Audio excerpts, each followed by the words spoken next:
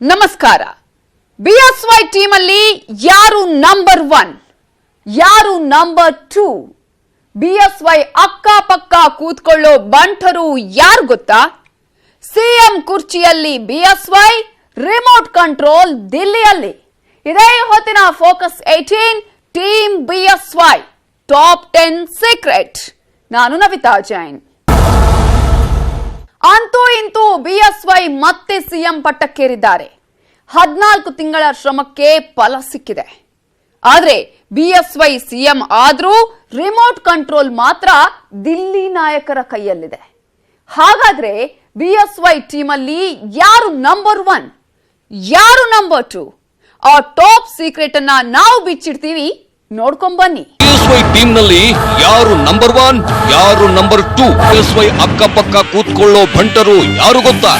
CM ಕುರ್ಚಿಯಲ್ಲಿ BSY, remote control ದಿಲ್ಲಿಯಲ್ಲಿ. ನಾನು ಗೋಕನಕೆರೆ ಸಿದ್ದಲಿಂಗಪ್ಪ ಯಡಿಯೂರಪ್ಪ ಎಂಬ ನಾನು ಮತ್ತು ಕರ್ನಾಟಕ ರಾಜ್ಯದ ಮುಖ್ಯಮಂತ್ರಿಯಾಗಿ ನನ್ನ ಕರ್ತವ್ಯಗಳನ್ನು ಶ್ರದ್ಧಾಪೂರ್ವಕವಾಗಿ ಮತ್ತು ಅಂತಃಕರಣಪೂರ್ವಕವಾಗಿ ನಿರ್ವಹಿಸುತ್ತೇನೆಂದು ಗೋಕನಕೆರೆ ಸಿದ್ದಲಿಂಗಪ್ಪ ಯಡಿಯೂರಪ್ಪ ರಾಜ್ಯದ 25ನೇ ಮುಖ್ಯಮಂತ್ರಿಯಾಗಿ ಪ್ರಮಾಣ ವಚನ ಸ್ವೀಕರಿಸಿದ್ದಾರೆ. ಆ ಮೂಲಕ ಒಟ್ಟು 4ನೇ ಸಲ ರಾಜ್ಯದ ಸಿಎಂ ಆಗಿದ್ದಾರೆ. ಇದು ಒನ್ ಅಂಡ್ ಓನ್ಲಿ ಯಡಿಯೂರಪ್ಪನವರ ಅತಿ ದೊಡ್ಡ ಸಾಧನೆ. ನಾನು ಗೋಕನಕೆರೆ ಸಿದ್ದಲಿಂಗಪ್ಪ ಯಡಿಯೂರಪ್ಪ ಎಂಬ ನಾನು ಮತ್ತು ಕರ್ನಾಟಕ ರಾಜ್ಯದ ಮುಖ್ಯಮಂತ್ರಿಯಾಗಿ ನನ್ನ ಕರ್ತವ್ಯಗಳನ್ನು ಶ್ರದ್ಧಾಪೂರ್ವಕವಾಗಿ ಮತ್ತು ಅಂತಃಕರಣಪೂರ್ವಕವಾಗಿ ನಿರ್ವಹಿಸುತ್ತೇನೆಂದು. ಇನ್ಮೇಲೆ ಕರ್ನಾಟಕಕ್ಕೆ ಯಡಿಯೂರಪ್ಪನವರೇ ರಾಜಾಹುಲಿ. ಇವರ ದಾರಿಗೆ ಅಡ್ಡಿನೇ ಇರಲ್ಲ. ನಿರಾತಂಕವಾಗಿ 3.25 ವರ್ಷ ಸಿಎಂ ಆಗಿರ್ತಾರೆ ಅನ್ನೋ ವಿಶ್ಲೇಷಣೆಗಳಿವೆ. ಆದ್ರೆ ಮತ್ತೆ ಕೆಲ ವಿಶ್ಲೇಷಣೆಗಳ ಪ್ರಕಾರ ಬಿಎಸ್ವೈ ಸಿಎಂ ಕುರ್ಚಿಯಲ್ಲಿ ಕೂತಿದ್ದು ಈ ಹುದ್ದೆಯನ್ನು ನಿಭಾಯಿಸೋದು ಅಂದುಕೊಂಡಷ್ಟು ಸುಲಭ ಇಲ್ಲ. ಪರಿಸ್ಥಿತಿ ಅದಕ್ಕೆ ಸಹಕರಿಸಲ್ಲ ಅನ್ನೋ ಮಾತುಗಳಿವೆ. ಇದರ ಮಧ್ಯೆ ಸಿಎಂ ಯಡಿಯೂರಪ್ಪನವರೇ ಆದ್ರೂ ರಿಮೋಟ್ ಕಂಟ್ರೋಲ್ ಮಾತ್ರ ಪ್ರಧಾನಿ ಮೋದಿ ಕೈಯಲ್ಲಿರಲಿದೆಯಂತೆ. ಕೇಂದ್ರದ ನಾಯಕರೇ ರಾಜ್ಯ ಸರ್ಕಾರವನ್ನ ಕಂಟ್ರೋಲ್ ಮಾಡ್ತಾರಂತೆ. ಆದ್ರೆ ಕೇಂದ್ರದ ನಾಯಕರೇ ರಾಜ್ಯ ಸರ್ಕಾರವನ್ನ ಕಂಟ್ರೋಲ್ ಮಾಡೋದಾದ್ರೆ ಬಿಎಸ್ವೈ ಟೀಮ್ ನಲ್ಲಿ ಯಾರೆಲ್ಲ ಇರ್ತಾರೆ, ಯಾರೆಲ್ಲ ಇರಬೇಕು ಅಂತ ಕೇಂದ್ರದ ನಾಯಕರು ಡಿಸೈಡ್ ಮಾಡ್ತಾರೆ. ಆ ಟೀಮ್ ಎಷ್ಟು ಸ್ಟ್ರಾಂಗ್ ಆಗಿರುತ್ತೆ? ಕೇಂದ್ರದಲ್ಲಿ ಪ್ರಧಾನಿ ಮೋದಿ ನಂಬರ್ 1, ನಂಬರ್ 2 ಅಮಿತ್ ಶಾ ಇದ್ದಂತೆ ರಾಜ್ಯದಲ್ಲಿ ನಂಬರ್ 1 ಯಾರು, ನಂಬರ್ 2 ಯಾರು? ಟಾಪ್ 10 ಲಿಸ್ಟ್ ನಲ್ಲಿ ಯಾರೆಲ್ಲ ಇರ್ತಾರೆ ಅನ್ನೋ ವಿಷಯ ಸಾಕಷ್ಟು ಕುತೂಹಲ ಕೆರಳಿಸ್ತಿದೆ. ಬಿಎಸ್ವೈ ಹೊಸ ಟೀಮ್ ನಲ್ಲಿ ನಂಬರ್ 1 ಯಾರು, ನಂಬರ್ 2 ಯಾರು? ಬಿಎಸ್ವೈ ಅಕ್ಕಪಕ್ಕ ಕೂತ್ಕೊಳ್ಳೋ ಬಂಟರು ಯಾರು ಅನ್ನೋ ಪ್ರಶ್ನೆ ಈಗ ಕ್ರಿಯೇಟ್ ಆಗ್ತಿರೋದು ಯಾಕೆ? ಈ ಪ್ರಶ್ನೆಗೆ ಉತ್ತರ ಬೇಕು ಅಂದ್ರೆ ಬಿಎಸ್ವೈ ಪ್ರಮಾಣ ವಚನ ಸ್ವೀಕರಿಸುವ ಮುನ್ನ ದೃಶ್ಯವನ್ನ ನೀವು ಮತ್ತೊಮ್ಮೆ ನೋಡ್ಲೇಬೇಕು. ನಾನು ಗೋಕನಕೆರೆ ಸಿದ್ದಲಿಂಗಪ್ಪ ಯಡಿಯೂರಪ್ಪ ಎಂಬ ನಾನು ಮತ್ತು ಕರ್ನಾಟಕ ರಾಜ್ಯದ ಮುಖ್ಯಮಂತ್ರಿಯಾಗಿ ನನ್ನ ಕರ್ತವ್ಯಗಳನ್ನು ಶ್ರದ್ಧಾಪೂರ್ವಕವಾಗಿ ಮತ್ತು ಅಂತಃಕರಣಪೂರ್ವಕವಾಗಿ ನಿರ್ವಹಿಸುತ್ತೇನೆಂದು. ಬಿಎಸ್ವೈ ಪಟ್ಟಾಭಿಷೇಕದ ಈ ಸಮಾರಂಭಕ್ಕೆ ಕರ್ನಾಟಕ ರಾಜ್ಯ ಬಿಜೆಪಿ ಉಸ್ತುವಾರಿ ಮುರಳೀಧರ್ ರಾವ್ ಮತ್ತು ರಾಷ್ಟ್ರೀಯ ಸಹ ಸಂಘಟನಾ ಕಾರ್ಯದರ್ಶಿ ಬಿಎಲ್ ಸಂತೋಷ್ ಅವರನ್ನ ಹೊರತುಪಡಿಸಿ ಹೈಕಮಾಂಡ್ ನಾಯಕರ್ಯಾರೂ ಬಂದಿರಲಿಲ್ಲ. ಜೊತೆಗೆ ಈ ಪಟ್ಟಾಭಿಷೇಕ ಈ ಹಿಂದಿನಂತೆ ತರಾತುರಿಯಲ್ಲಿ ನಡೆದು ಹೋಯಿತು. ಹಾಗಾದ್ರೆ ಬಿಎಸ್ವೈ ಅವರಿಂದ ಬಿಜೆಪಿ ಹೈಕಮಾಂಡ್ ನಾಯಕರು ಅಂತರ ಕಾಯ್ದುಕೊಂಡಿದ್ದಾರೆ. ಬಿಎಸ್ವೈ ವಿಷಯದಲ್ಲಿ ಹೈಕಮಾಂಡ್ ಹೀಗೆ ನಡ್ಕೊಂಡಿರೋದು ಯಾಕೆ ಅನ್ನೋ ಅನುಮಾನಗಳು ಹುಟ್ಕೊಂಡಿವೆ. ನಿಮ್ಗೆ ಗೊತ್ತಿದೆಯೋ ಇಲ್ವೋ, ದೋಸ್ತಿ ಸರ್ಕಾರ ಬಿದ್ದು ಹೋದ ಮೇಲೆ ಬಿಎಸ್ವೈ ಸಿಎಂ ಆಗೋಕೆ ಹಪಹಪಿಸುತ್ತಿದ್ರು. ಆದ್ರೆ ಬಿಜೆಪಿ ಹೈಕಮಾಂಡ್ ಮಾತ್ರ ಬಿಎಸ್ವೈಗೆ ಕಾಯುವಂತೆ ಹೇಳಿತ್ತು. ಗುರುವಾರ ಕೂಡ ಬಿಎಸ್ವೈ ದಿಲ್ಲಿಗೆ ಹೋಗಿರಲಿಲ್ಲ. ಬದಲಿಗೆ ಮಾಧುಸ್ವಾಮಿ, ಜಗದೀಶ್ ಶೆಟ್ಟರ್ ಮತ್ತು ಬಸವರಾಜ ಬೊಮ್ಮಾಯಿ ನೇತೃತ್ವದ ಟೀಮ್ ಬಿಜೆಪಿ ಚಾಣಕ್ಯ ಅಮಿತ್ ಶಾರನ್ನ ಭೇಟಿಯಾಗಿ ಬಂದಿತ್ತು. ಆದ್ರೂ ಯಾವುದೇ ಫಲ ಕೊಟ್ಟಿರಲಿಲ್ಲ. ಹೀಗಾಗಿ ಬಿಎಸ್ವೈ ಆತಂಕದಲ್ಲೇ ದಿನ ಕಳೆದಿದ್ರು. ಆದ್ರೆ ಶುಕ್ರವಾರ ಬೆಳ್ಳಂಬೆಳಿಗ್ಗೆ ಖುದ್ದು ಬಿಎಸ್ವೈಗೆ ಫೋನ್ ಮಾಡಿದ ಅಮಿತ್ ಶಾ ಸರ್ಕಾರ ರಚನೆಗೆ ಹಕ್ಕು ಮಂಡಿಸಲು ಸೂಚಿಸಿದ್ರಂತೆ. ರಾಷ್ಟ್ರೀಯ ಅಧ್ಯಕ್ಷ ಅಮಿತ್ ಶಾ ಜಿಯವರು ಬೆಳಗ್ಗೆ 8 ಗಂಟೆಗೆ ನೀವು ರಾಜಭವನಕ್ಕೆ ಹೋಗಬೇಕು, ರಾಜ್ಯಪಾಲರನ್ನ ಭೇಟಿ ಮಾಡಬೇಕು, ಇವತ್ತೇನೆ ಪ್ರಮಾಣ ವಚನ ಸ್ವೀಕಾರ ಮಾಡಬೇಕು ಅಂತೇಳಿ ಸೂಚನೆ ಕೊಟ್ಟ ಮೇರೆಗೆ ನಾನಿವತ್ತು ರಾಜಭವನಕ್ಕೆ ಹೋಗಿ ರಾಜ್ಯಪಾಲರನ್ನ ಭೇಟಿ ಮಾಡಿ ಇವತ್ತು 6 ಗಂಟೆ ನಂತರ ನಾನು ಈ ರಾಜ್ಯದ ಮುಖ್ಯಮಂತ್ರಿಯಾಗಿ ಪ್ರಮಾಣ ವಚನ ಸ್ವೀಕಾರ ಹೀಗೆ ಅಮಿತ್ ಶಾ ಸೂಚನೆ ಮೇರೆಗೆ ಬಿಎಸ್ವೈ ಪಟ್ಟಾಭಿಷೇಕ ನಡೆದು ಹೋಯಿತು. ಹಾಗಾದ್ರೆ ಕೇಂದ್ರದ ನಾಯಕರು ಬಿಎಸ್ವೈ ರಿಂದ ಅಂತರ ಕಾಯ್ದುಕೊಂಡಿದ್ದಾರೆ. ಅದಕ್ಕೆ ಏನು ಕಾರಣ ಅನ್ನೋದನ್ನ ಹೇಳ್ತೀವಿ. ಆದ್ರೆ ಅದಕ್ಕಿಂತ ಮೊದಲು ಬಿಎಸ್ವೈ ಟೀಮ್ ನಲ್ಲಿ ಯಾರೆಲ್ಲ ಇರ್ತಾರೆ, ಯಾರು ನಂಬರ್ 1, ಯಾರು ನಂಬರ್ 2, ಟಾಪ್ 10 ಲಿಸ್ಟ್ ನಲ್ಲಿ ಯಾರಿರ್ತಾರೆ, ಕೇಂದ್ರ ಬಿಜೆಪಿ ನಾಯಕರು ಯಾರ ಹೆಸರುಗಳನ್ನ ಫೈನಲ್ ಮಾಡ್ತಾರೆ, ಈ ಎಲ್ಲ ಕುತೂಹಲಕಾರಿ ಪ್ರಶ್ನೆಗಳಿಗೆ ಒಂದೊಂದಾಗಿ ಉತ್ತರ ತೋರಿಸ್ತೀವಿ ನೋಡಿ. Number 1, BS Yediyurappa. ಬಿಎಸ್ವೈ ರಾಜ್ಯ ಬಿಜೆಪಿಯ ಅತಿ ದೊಡ್ಡ ಶಕ್ತಿ. ಬಿಎಸ್ವೈ ಇರಲಿಲ್ಲ ಅಂದ್ರೆ ದಕ್ಷಿಣ ಭಾರತದಲ್ಲಿ ಬಿಜೆಪಿ ಇಷ್ಟು ಬೇಗ ಸರ್ಕಾರ ರಚನೆ ಮಾಡೋಕೆ ಸಾಧ್ಯವೇ ಆಗ್ತಿರಲಿಲ್ಲ. 2007ರಲ್ಲಿ 2020 ಸರ್ಕಾರದಲ್ಲಿ ಕೇವಲ 7 ದಿನ ಸಿಎಂ ಆಗಿದ್ದ ಬಿಎಸ್ವೈ ಆ ನಂತರ 2008ರಲ್ಲಿ ಪ್ರಚಂಡ ಬಹುಮತದೊಂದಿಗೆ ಬಿಜೆಪಿಯನ್ನು ಅಧಿಕಾರಕ್ಕೆ ತಂದಿದ್ರು. ಆಗ 3 ವರ್ಷ 64 ದಿನ ಸಿಎಂ ಆಗಿದ್ರು. 2018ರಲ್ಲಿ ಅತಂತ್ರ ವಿಧಾನಸಭೆ ಸೃಷ್ಟಿಯಾದಾಗ ಮತ್ತೆ ಸಿಎಂ ಆಗಿ ಪ್ರಮಾಣ ವಚನ ಸ್ವೀಕರಿಸಿದ್ರು. ಆದ್ರೆ ಬಹುಮತ ಸಾಬೀತುಪಡಿಸಲಾಗದೆ ಬಿಎಸ್ವೈ ಕೇವಲ 3 ದಿನದಲ್ಲಿ ಕೆಳಗಿಳಿದಿದ್ರು. ಅವತ್ತಿನಿಂದ ಬರೋಬ್ಬರಿ 14 ತಿಂಗಳುಗಳ ಕಾಲ ಅಧಿಕಾರಕ್ಕಾಗಿ ಛಲದಂಕ ಮಲ್ಲನಂತೆ ಪಟ್ಟು ಹಿಡಿದಿದ್ರು. ಕಾಂಗ್ರೆಸ್ ಜೆಡಿಎಸ್ ದೋಸ್ತಿ ಸರ್ಕಾರವನ್ನ ಉರುಳಿಸಲು ತಂತ್ರ ಪ್ರತಿತಂತ್ರಗಳನ್ನ ಹೆಣೆದಿದ್ರು. ಕೊನೆಗೆ ಜುಲೈ 23ರಂದು ಸಂಖ್ಯಾಬಲವಿಲ್ಲದ ದೋಸ್ತಿ ಸರ್ಕಾರ ಬಿದ್ದು ಹೋಗಿತ್ತು. ಜುಲೈ 26ರಂದು ಬಿಎಸ್ವೈ 4ನೇ ಸಲ ಸಿಎಂ ಪಟ್ಟಕ್ಕೇರಿದ್ದಾರೆ. ಹೀಗಾಗಿ ಬಿಎಸ್ವೈ ಟೀಮ್ನಲ್ಲಿ ಬಿಎಸ್ವೈನೇ ನಂಬರ್ 1. ನಾನು ಗೋಕಿನಕೆರೆ ಸಿದ್ದಲಿಂಗಪ್ಪ ಯಡಿಯೂರಪ್ಪ ಎಂಬ ಹೆಸರಿನ ನಾನು. Number 2, B Sriramulu. ಬಿಎಸ್ವೈ ಟೀಮ್ನಲ್ಲಿ ನಂಬರ್ 2 ಸ್ಥಾನ ಯಾರಿಗೆ ಒಲಿಯುತ್ತೆ? ಈ ಪ್ರಶ್ನೆಗೆ ಉತ್ತರ ಹುಡುಕ್ತಾ ಹೋದ್ರೆ ಹಲವು ಹೆಸರುಗಳು ಕೇಳಿ ಬರ್ತವೆ. ಆದ್ರೆ ಹೈಕಮಾಂಡ್ ಕೊನೆಗೆ ಫೈನಲ್ ಮಾಡೋದು ಬಿ ಶ್ರೀರಾಮುಲು ಅಂತ ಹೇಳಲಾಗ್ತಿದೆ. ಅದಕ್ಕೆ ಸ್ಟ್ರಾಂಗ್ ರೀಸನ್ಸ್ ಇವೆ.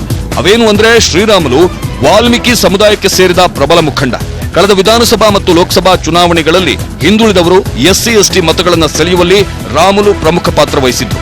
ರಾಜ್ಯದ ಎಸ್ಟಿ ಮೀಸಲು ಕ್ಷೇತ್ರಗಳಾದ ಬಳ್ಳಾರಿ, ಚಿತ್ರದುರ್ಗ, ಚಾಮರಾಜನಗರ, ಕೊಪ್ಪಳ ಸೇರಿದಂತೆ ರಾಜ್ಯದ ಮೂಲೆ ಮೂಲೆಗೂ ಸಂಚರಿಸಿ ಭರ್ಜರಿ ಪ್ರಚಾರ ನಡೆಸಿದ್ರು. ಬಾದಾಮಿಯಲ್ಲಿ ಮಾಜಿ ಸಿಎಂ ಸಿದ್ದರಾಮಯ್ಯನವರ ವಿರುದ್ಧ ಸ್ಪರ್ಧಿಸಿ ಪ್ರಬಲ ಪೈಪೋಟಿ ಕೊಟ್ಟಿದ್ರು. ಹೀಗಾಗಿ ಕಳೆದ ವಿಧಾನಸಭಾ ಚುನಾವಣೆ ವೇಳೆ ಬಿಜೆಪಿ ರಾಷ್ಟ್ರೀಯ ಅಧ್ಯಕ್ಷ ಅಮಿತ್ ಶಾ ಶ್ರೀರಾಮುಲು ಅವರಿಗೆ ಡಿಸಿಎಂ ಹುದ್ದೆ ನೀಡೋ ಮನಸ್ಸು ಮಾಡಿದ್ರು. ಹೀಗಾಗಿ ಬಿಎಸ್ವೈ ಟೀಮ್ನಲ್ಲಿ ಈ ಸಲ ರಾಮುಲುಗೆ ಡಿಸಿಎಂ ಹುದ್ದೆ ಕೊಡಬಹುದು ಅನ್ನೋ ಲೆಕ್ಕಾಚಾರಗಳಿವೆ. Number 3, KS Eshwarappa. ಬಿಎಸ್ವೈ ಟೀಮ್ನಲ್ಲಿ ನಂಬರ್ 3 ಸ್ಥಾನ ಕೆಎಸ್ ಈಶ್ವರಪ್ಪನವರಿಗೆ ಸಿಗೋ ಸಾಧ್ಯತೆ ಇದೆ. ಯಾಕಂದ್ರೆ ಈಶ್ವರಪ್ಪ ರಾಜ್ಯ ಬಿಜೆಪಿಯ ಪ್ರಬಲ ನಾಯಕ. ಬಿಜೆಪಿಯಲ್ಲಿ ಕುರುಬ ಸಮುದಾಯವನ್ನ ಪ್ರತಿನಿಧಿಸುವ ಡಾಮಿನೆಂಟ್ ಲೀಡರ್. ಪ್ರತಿಪಕ್ಷಗಳ ವಿರುದ್ಧ ತಿರುಗಿ ಬೀಳುವಲ್ಲಿ ಈಶ್ವರಪ್ಪನವರ ಪಾತ್ರ ನಿಜಕ್ಕೂ ದೊಡ್ಡದು. ಹೀಗಾಗಿ ಬಿಎಸ್ವೈ ಟೀಮ್ನಲ್ಲಿ ಈಶ್ವರಪ್ಪನವರಿಗೆ ನಂಬರ್ 3 ಸ್ಥಾನ ಸಿಗೋ ಸಾಧ್ಯತೆ ಇದೆ. ಈ ಹಿಂದೆ ಡಿಸಿಎಂ ಹುದ್ದೆ ಅಲಂಕರಿಸಿದ್ದ ಈಶ್ವರಪ್ಪನವರಿಗೆ ಈ ಸಲ ಪ್ರಮುಖ ಖಾತೆ ಒಲಿಯೋದು ಗ್ಯಾರಂಟಿ ಅನ್ನೋ ವಿಶ್ಲೇಷಣೆಗಳಿವೆ.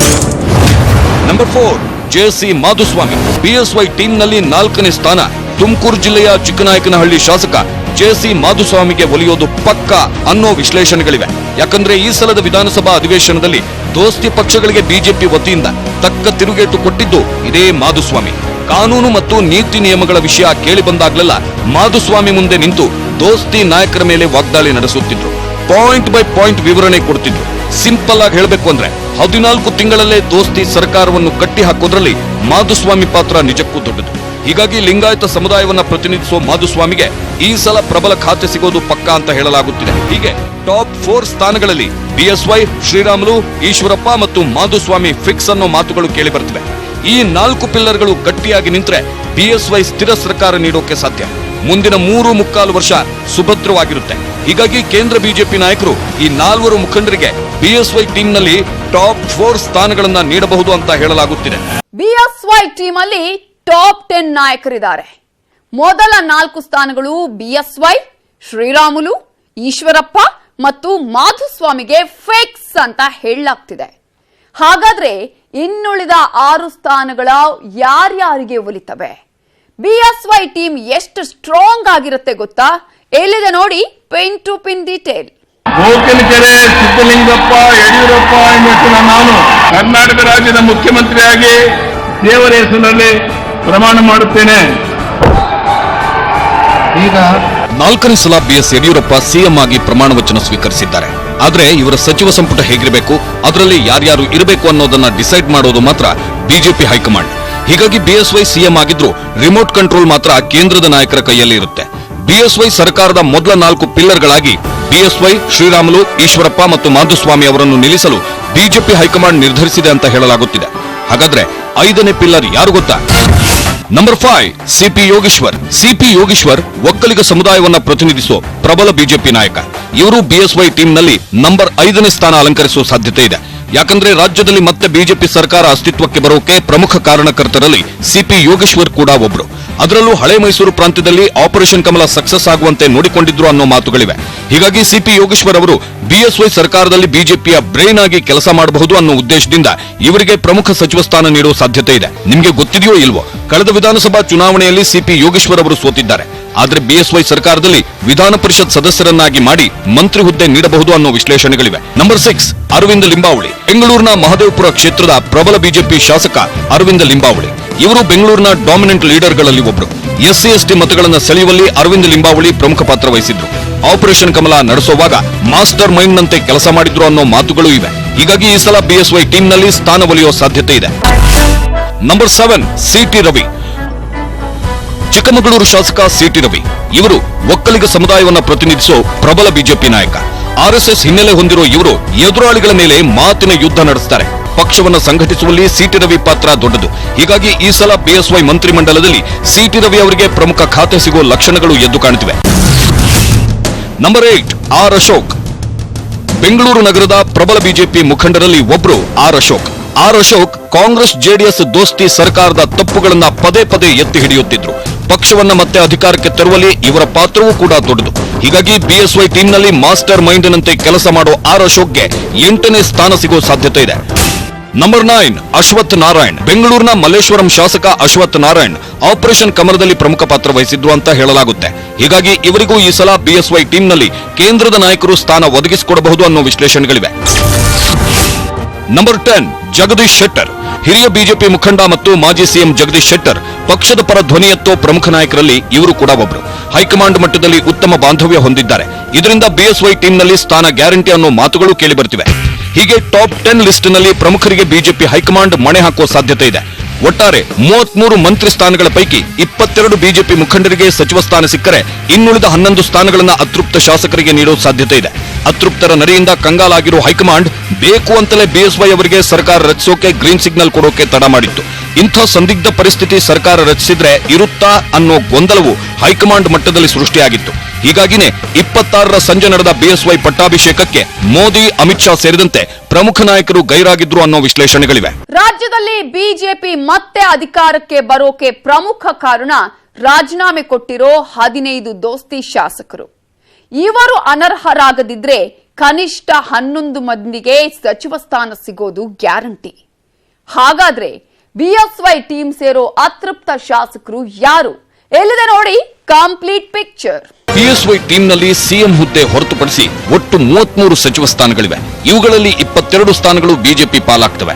ಬಿಜೆಪಿಯ 22 ಸಚಿವರು ಬಿಎಸ್ವೈ ಸರ್ಕಾರದ ಕಣ್ಣು, ಕಿವಿ, ಬ್ರೈನ್ ನಂತೆ ಕೆಲಸ ಮಾಡಲಿದ್ದಾರೆ.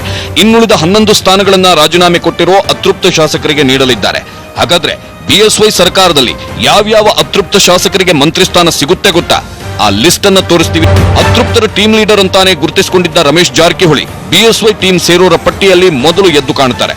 ಆದ್ರೆ ಜುಲೈ 25ರಂದು ರಮೇಶ್ ಜಾರಕಿಹೊಳಿ, ಮಹೇಶ್ ಕುಮಟಳ್ಳಿ ಮತ್ತು ಪಕ್ಷೇತರ ಶಾಸಕ ಆರ್ ಶಂಕರ್ ಅನ್ನು ಅನರ್ಹಗೊಳಿಸಿದ್ದಾರೆ. ಇವರು ಈ ಬಗ್ಗೆ ಕೋರ್ಟ್ ಮೆಟ್ಟಿಲೇರಿದ್ದಾರೆ. ಹೀಗಾಗಿ ಕೋರ್ಟ್ನಲ್ಲಿ ಗೆದ್ದು ಸಚಿವ ಸ್ಥಾನ ಗಿಟ್ಟಿಸಿಕೊಳ್ಳಬಹುದು ಅನ್ನೋ ವಿಶ್ಲೇಷಣೆಗಳಿವೆ. ರಮೇಶ್ ಜಾರಕಿಹೊಳಿ ನಂತರ ಪಕ್ಷೇತರ ಶಾಸಕ H Nagesh, BC Patil, Byrathi Basavaraj, ST Somashekar, Munirathna, H Vishwanath, K Gopalaiah, Prathap Gowda Patil, Narayanagowda ಮತ್ತು ಶಿವರಾಮ್ ಹೆಬ್ಬಾರ್ ಅವರಿಗೂ ಕೂಡ ಮಂತ್ರಿ ಸ್ಥಾನ ಸಿಗೋದು ಬಹುತೇಕ ಪಕ್ಕಾ ಅಂತ ಹೇಳಲಾಗುತ್ತಿದೆ.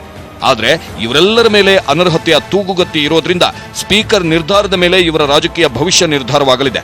ಇದರ ಮಧ್ಯೆ ಬಹುಮತ ಸಾಬೀತು ಮಾಡೋ ಅಗ್ನಿ ಪರೀಕ್ಷೆಯನ್ನ ಬಿಎಸ್ವೈ ಎದುರಿಸಬೇಕಾಗಿದೆ. ಹೀಗಾಗಿ ಬಿಎಸ್ವೈ ಸರ್ಕಾರದ ಭವಿಷ್ಯ ಏನಾಗುತ್ತೋ ಏನೋ ಅನ್ನೋ ಕುತೂಹಲ ಹೆಚ್ಚಾಗಿದೆ. ಅದೇನೇ ಇರ್ಲಿ, ಬಿಎಸ್ವೈ ಟೀಮ್ ಸೇರೋ ಎಲ್ಲಾ ಶಾಸಕರನ್ನ ಬಿಜೆಪಿ ಹೈಕಮಾಂಡೇ ಫೈನಲ್ ಮಾಡಲಿದೆ. ಹೀಗಾಗಿ ಬಿಎಸ್ವೈ ಸಿಎಂ ಆಗಿದ್ರೂ ರಿಮೋಟ್ ಕಂಟ್ರೋಲ್ ದಿಲ್ಲಿಯಲ್ಲಿರುತ್ತೆ ಅಂತ ಹೇಳ್ತಾ ಈ ಹೊತ್ತಿನ ಫೋಕಸ್ 18 ಮುಗಿಸ್ತಾ ಇದ್ದೀವಿ. ನೋಡ್ತಾ ಇರಿ ನ್ಯೂಸ್ 18 ಕನ್ನಡ. ಜಾಲ ನಮ್ಮದು, ಬಲ ನಿಮ್ಮದು.